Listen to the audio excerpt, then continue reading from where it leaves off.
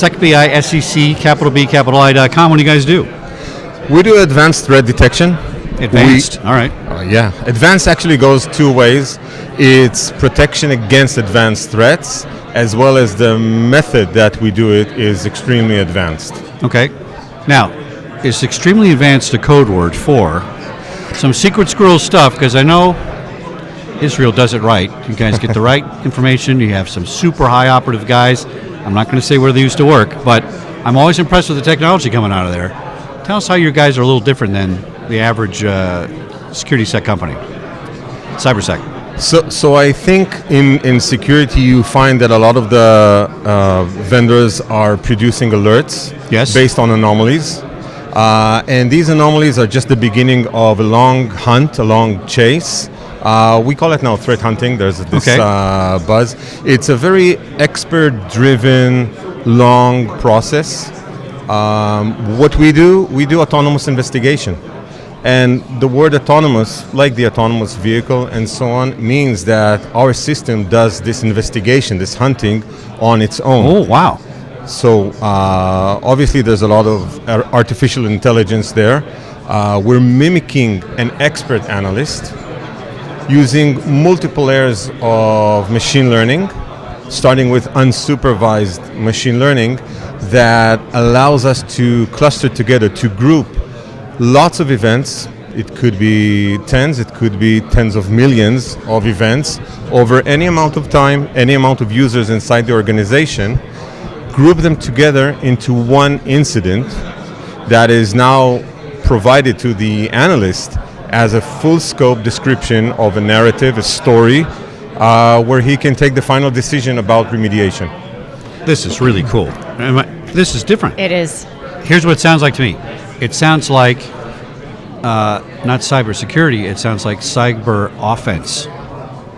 You're being defensive by being offensive. You're taking a really active role and not just blocking the guy. Hey, look, here's the log. Oh, great. What do I do about it? Seems like you're going in there to attack the guy, not just block him. Find him, hunt him, shut him down. Or see a cybersecurity deep dive investigation on an automated basis. A lot of things can block it, but you got to investigate what it really is and where it's coming from. Especially in state level attacks. Yes. So this is not only for state level. Right. It is. Yeah, it comes from different technologies that were developed in different places, of course. But this is not an offensive technology. Okay. We try to stay away from that. It has different connotations. It is a defense mechanism, but it's not prevention. It's not detection. It's what today the industry calls threat hunting. Okay. But I think threat hunting has a connotation that it's very difficult, and it is very complex. You need to have experts there, and we know we can do this much better. Our system can do 80% of the work for the analyst, and just he's left with the final decision making. It's almost like a few years back, maybe many few years back, you'd have DSS systems, decision support systems. It's not a cool name anymore, but basically that's what it is. You want the analyst to take the decision, but you have to support him, and you don't want him to be running around on a wild goose chase, tracking false positives all the day. You want him to be in front of the real incidents, facing the adversaries, and blocking and mitigating the damage that might be done before it's done. My brain's smaller than hers, so I got to ask a little follow-up question. Then I'm going to give it to you. In the threat hunting, are you finding the guy before he becomes malicious? Is that one objective? In other words, he did something, we're going to find what he did and how he did it, but can we prevent him from doing it with this method? I think it's very hard to. If you want to prevent, you have to be in line. Okay. If you want to be in line, you have to take very, very fast decisions. Those decisions are either based on a whitelist, blacklist, or signature-based. That can do maybe 90. I'll give them credit. 90% of the work can be done in that way. If you want to find the rest of the 10%, and that's where you're going to get hit, you're going to have to do it offline. It's a lot of security analytics. Okay. Another buzzword that used to be thrown around, but that's what it is.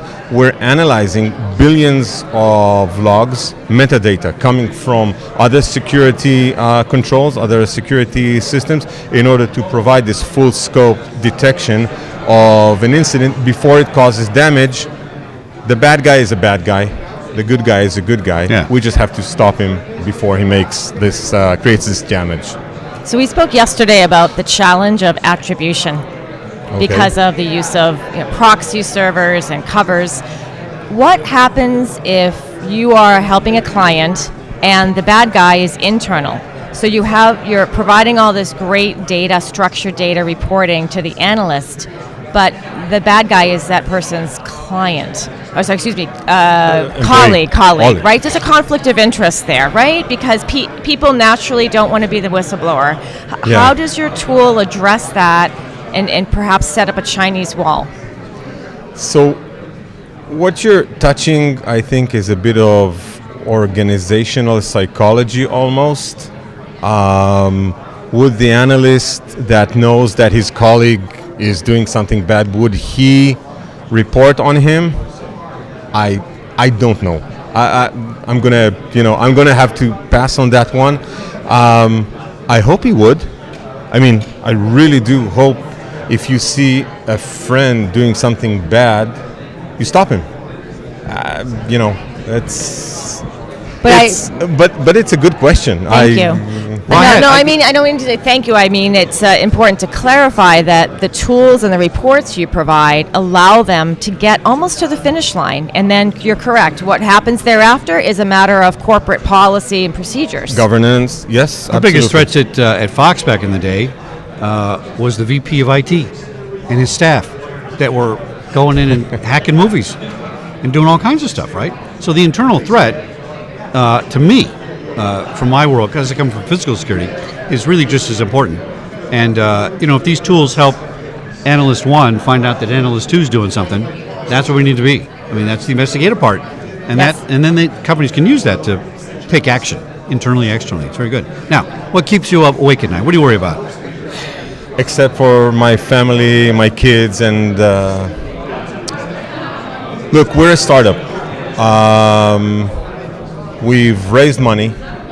The floor out there is full of companies that raised much more, doing tremendous marketing. I envy them. We have a fantastic product. What keeps me up at night is we have to prove that we're better. We have to prove that we provide value to our customers. We're doing that. It takes time. There's a lot of noise in the market. A lot of noise. Yeah. A lot of companies are telling similar stories, and we're always looking for a way to rise above that noise. We're succeeding. We're doing things in a different way. We'd love to have people, contact us and hear more about what we do. But that is the challenge, to rise above the noise. Excellent. SecBI.com. Gilad, thanks for coming on Security Guy TV at Black Hat 2017. Thank you. Welcome to come on the show anytime from the studio in Hollywood. We can, Skype in from Israel if you want and Cool. do an interview and stuff. And I feel good, right? It's one of those products where you go, you know what? This is different. I like it. Good luck to you. Thanks. All right, back in a minute on SecurityGuyTV.com.